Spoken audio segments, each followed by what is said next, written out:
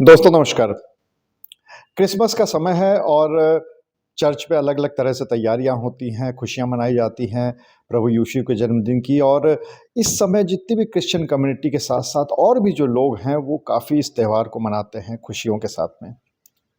और इसमें जो सबसे एक खूबसूरत चीज़ देखने को मिलती है वो ये मिलती है कि अलग-अलग चर्च में अलग-अलग तरीके से सजावट होती है, सब कुछ होता है वहाँ पे और गिफ्ट्स आते हैं और सब लोग इस त्यौहार को बहुत हँसी-खुशी के साथ मनाते हैं।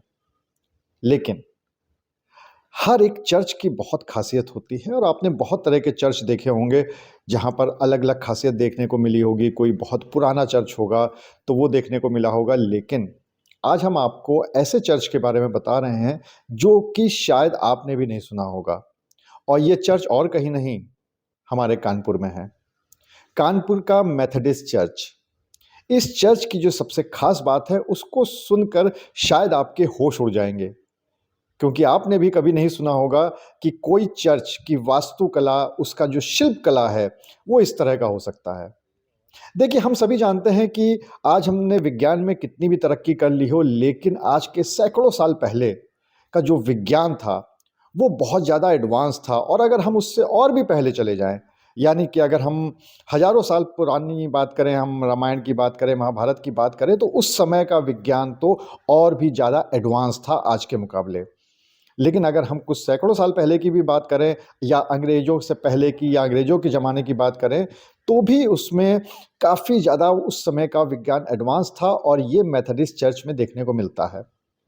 तो इसकी 2 ख़ासियत हम आपको ऐसी बताते हैं, जो शायद आपने नहीं सुनी होंगी। और उसमें से जो पहली ख़ासियत है, वो ये है कि इस चर्च में कानपुर का सी लेवल बना हुआ है। जी हाँ, कभी भी कानपुर में कोई खुदाई होनी होती है, चाहे वो मेट्रो की हो, चाहे वो रिंग रोड की हो या फिर कोई वहाँ पे हाईवे बनना हो, तो उसके लिए इंजीनियर्स को सी लेवल चेक करना पड़ता है। और सी लेवल के हिसाब से ही ये तय किया जाता है कि कितनी खुदाई होनी है, कहाँ पर होनी है, किस तरह से होनी है। और इस चर्च में सी लेवल बना हुआ है। यहाँ तक कि जो कानपुर सेंट्रल स्टेशन है, वहाँ पर भी सी लेवल लिखा हुआ दिखता है, लेकिन वो सी लेवल भी यहीं से लिया गया है। तो यहाँ पर आपको वो जगह मिल जाएगी देखने को जहाँ से सी लेवल लिया जाता है। अब हम बात करते हैं दूसरी ख़ासियत की। यहाँ की दूसरी जो सबसे बड़ी ख़ासियत है वो ये है कि पूरा का पूरा चर्च सिर्फ़ 2 बोल्ट पे टिका हुआ है। शायद आपको विश्वास नहीं हो रहा होगा, लेकिन बात बिल्कुल सही है। ये जो पूरा चर्च है, इसके अंदर 2 बड़े-बड़े आर्च बने हुए हैं। और आपको सभी को पता है कि आर्च के ऊपर ही पूरी बिल्डिंग तैयार होती है, पूरी बिल्डिंग उसके ऊपर रखी हुई होती है। और ये दोनों आर्च अंदर एक लोहे की रॉड से जुड़े हुए हैं और ये लोहे की रॉड बाहर जाकर बड़ी प्लेट, 2 ऐसी प्लेटें हैं दोनों ही आर्चों में 2 ऐसी प्लेट लगी हुई हैं, उस प्लेट में 2 बोल्ट लगे हुए हैं। अगर उस बोल्ट को खोल दिया जाए, तो पूरा का पूरा चर्च एक बार में नीचे आ जाएगा।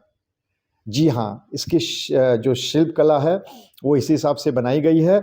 और एक तरह से कहा जा सकता है कि जो पूरा चर्च है, वो सिर्फ़ 2 बोल्ट पे टिका हुआ है। दोनों आर्च में 2-2 रॉड हैं, हर रॉड में 2-2 बोल्ट हैं और वो हमेशा टाइट रहते हैं। और अगर किसी तरह से लूज़ हो जाए, तो उनको टाइट करना पड़ता है। अगर वो लूज़ हो जाएँगे या निकल जाएँगे, तो पूरा का पूरा चर्च नीचे आ जाएगा। इसके अलावा बहुत खूबसूरत चर्च है, बहुत अच्छा बना हुआ है। और अगर आप कानपुर आते हैं या कानपुर में रहते भी हैं, तो शायद आपको ये जानकारी नहीं होगी। अगर आप कानपुर में रहते हैं, तो ज़रूर जाइएगा इस चर्च को देखने के लिए और इस 2 बोल्ट वाले चर्च को देखने ज़रूर जाइएगा। और अगर आप बाहर रहते हैं और कभी आपको मौका मिलता है कि आप कानपुर आएँ, तो यहाँ पर आने के बाद इस चर्च में विज़िट करिएगा, जाइएगा, इसको देख के आइएगा कि उस समय का जो शिल्प कला था, वो कितना शानदार था। हम आपको और भी जानकारियाँ ऐसी देते रहेंगे। अगले वीडियो के लिए आपसे इजाज़त लेते हैं, लेकिन वीडियो को लाइक ज़रूर करिएगा और ज़्यादा से ज़्यादा अपने दोस्तों में शेयर करिएगा, ताकि इस तरह की और भी ज़्यादा जानकारी जो सबको मिल सके। अगले वीडियो तक के लिए नमस्कार।